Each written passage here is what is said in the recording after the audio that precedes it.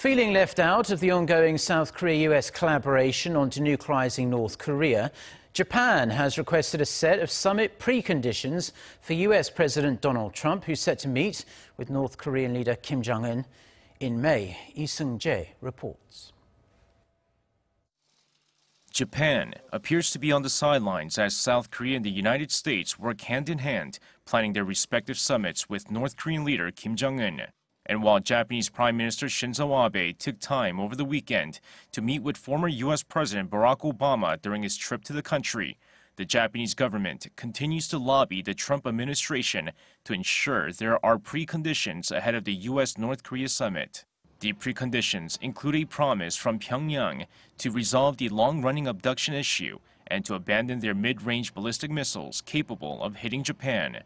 Japanese Foreign Minister Taro Kono made the request in separate talks in Washington earlier this month with U.S. Defense Secretary James Mattis and Mike Pompeo, CIA Director and President Trump's nominee for Secretary of State, and Deputy Secretary of State John Sullivan. According to Japanese officials, a number of its citizens were abducted by North Korea in the 1970s and the 1980s, and they are seeking U.S. help in bringing them home. North Korea agreed with Japan in 2014 to reinvestigate the abductions, but the agreement quickly fell apart. However, Abe has more problems domestically, as protesters took to the streets of Tokyo over the weekend, demanding he resign amid a widening cronyism scandal.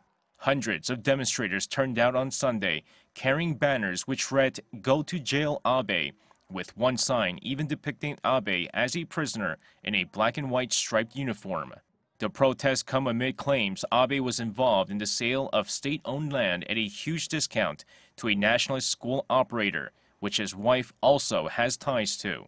The protesters also demonstrated against Abe's decision to revise the country's post-war pacifist constitution, as critics fear the revision could pave the way for the Japanese military to play a bigger role overseas. With the Inter-Korean summit set for the end of April, and the U.S.-North Korea summit scheduled for some time in May, Japan finds itself less involved in East Asia issues, with Abe's ongoing domestic problems and his tanking approval ratings.